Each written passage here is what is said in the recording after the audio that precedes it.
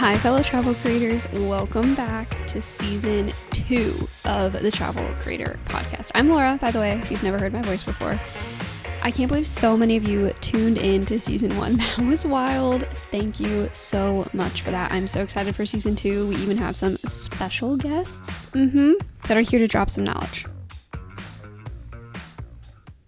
But in this episode, we are going to be talking about the resources I use to create travel content. Yes, we are. So I don't believe in gatekeeping. And so to kick off season 2, we are diving deep into the website specifically I use as the girl on the other side of travel influencer marketing. And spoiler, one of them is the C.I.A. Yep, I said it. I'm really spilling the secrets here. Nobody call them and tell them I'm doing this, but their resources are actually quite helpful and I will dish on them later in this episode. I write over 13,000 words about travel content a month, which is about 3,200 words a day. So yeah, you could say it's a lot. I do this a lot, but here are some of the websites I use to make travel research and content creation so much easier. And they're like so reliable, I always go back to them. And to preface this, I'm not sponsored by a single one of these websites, specifically the C.I.A. Let me just put that out there. No, I'm not. I just think they're incredible and free tools to find the standard information about these destinations you're heading to or creating content about. One website I always use to get a really clear idea of how much it's going to cost to travel to that destination is the Broke Backpacker. On their website, they have a really nice budget breakdown of what you'll pay if you're a backpacker, someone who's looking for something in between, or a luxury traveler. Of course, prices change depending on destination, depending on time of year, depending on location in that certain destination, but it's a good place to start. I'm also a sucker for Trip Savvy. I use them for things like how to not look like a tourist when you're visiting a specific destination. They also have a really great breakdown of the weather. They even break it down so specifically, they'll detail how much rainfall you can expect at a certain destination, which I found especially helpful if you're visiting a place with a monsoon season or you're trying to recommend what time of year to travel to that specific place. No travel research is complete without a trip to worldatlas.com. They have a breakdown of exactly where each country is, what it's bordered by, which shockingly, I have learned so much about geography just writing travel content, which might sound like the most obvious statement ever, but it is fascinating. I could look at a map all day long. On World Atlas, I also learned about the terrain, the overall geography and landscape of the region. So like if I want to reference or recommend specific activities, I'm going to be like, okay, well, there's mountains. Can we climb them? Or there's a beach. Awesome. And they also cover languages and religions of that country. It's great. It's great. I love it. I always use it and it's always simple to use.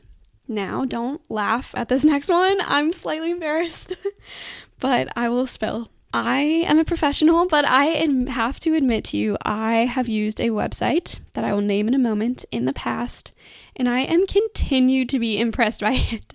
And that website is National Geographic Kids. Yes. It is so good. It is so clear. It's made for kids, and it cuts right to the point.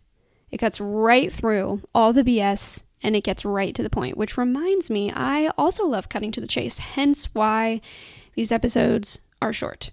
And since I write so much travel content for creators and influencers, I read through so many travel blogs written by creators. And to be completely honest with you, okay, it feels like when, you visit a website of a recipe and it is just paragraphs and paragraphs of text about the creator's own experiences, like cooking with their mom on their childhood farm and the sunshine always came through their kitchen, that you literally forget what you're even trying to cook. Yeah, well, I saw the same exact thing happening in travel creators' own blogs, and I'm not saying this to be mean, I'm saying it to be helpful. I was trying to find one dang little thing when I'm researching, and I'm pouring through all these blogs about a destination, and I couldn't even bear to do it anymore. I'm just looking for one single piece of information, and now we're talking about hiking shoes. I would get so overwhelmed and I still do, with all of these personal anecdotes and the snacks they regretted bringing along the way. I couldn't do it. There is something to be said about personal anecdotes, but there's also, I feel like, a fine line creators walk of how much do I share about me because people follow me and read my blog and whatever because they care about me, and how much information do I just provide. So I created something called No Fluff Travel, which is something I have never shared on the podcast so far. Now, in No Fluff, I create travel guides for places near, far, in between that cut out the fluff. So that means the guides only contain just the real bits of information you need to know about visiting the place you're eyeing. Right now, we're in our little national parks era, so I have a lot of guides on national parks as well as many more coming. You can find us on Instagram at No Fluff Travelers. I'll leave the link in the description of our account as well as any of the guides you want to check out. The guides, because travel is so expensive, the guides cost as much as a cup of coffee because I want them to be accessible. Solo female travelers. This next website I have is for you. I just found out about travelladies.app, which is an app, but you can also use their website, which I highly recommend. I've actually never used the app. It gives a safety index of a specific country you're going to. Like, amen. A huge part of travel research is understanding, is the destination safe and feasible to go to, and who is it safe for? This tool, Travel Ladies, has been a game changer because they have reviews left by solo female travelers for solo female travelers. And the reviews, they share their time about being a solo female in that place. Like, wow, where has that been all my life? Seriously. When it comes to accommodation, I always head right on over to budgetyourtrip.com. There, I'm able to find average accommodation prices for locations and destinations, and specifically countries I'm researching as a whole, which, oh my gosh, it's so hard to write about a whole entire country in like a 9-page script, but here we are. For example, Budget Your Trip gives you average prices of hotels that are budget hotels, median hotels, luxury hotels. How cool is that? Then you can know exactly, all right, can I splurge here for a hotel in this destination, or am I going to have to get a hostel?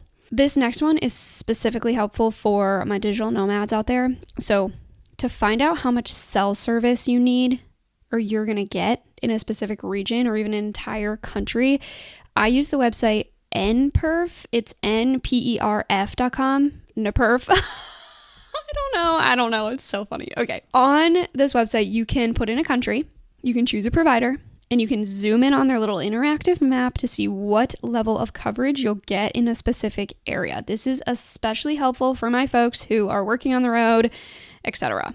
It's also helpful for people who just need to know how much coverage they're going to get in places, and if they need to tell people, hey, I'm going to be out of office, or hi, family member, you're not going to hear from me, I'm in the woods, type of thing.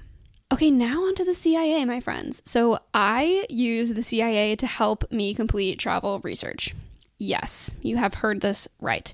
There's this little thing called the World Fact Book that the C.I.A. has created on every single country in the world.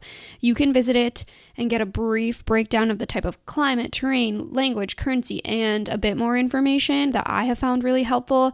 I always feel really cool when I use it. It's fun to see what they have, and if you just need to learn a little bit of quick information about a certain destination you are wanting to go to, specifically country, they have like literally a 1 to 3 sentence summary of each of these categories. It's great.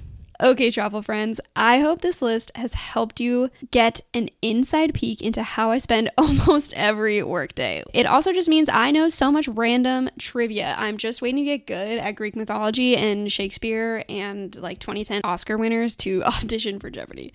To get even more inside travel content advice that I don't share anywhere else, to be honest, you can subscribe to my free newsletter, The Content Compass. Comes out every Tuesday. It is my favorite thing to create. The link for that is in the show notes. Well, thank you for listening to the first episode of season 2. It's so crazy. You are the MVP, really, and you're doing a good job. All right, see you later. Happy creating.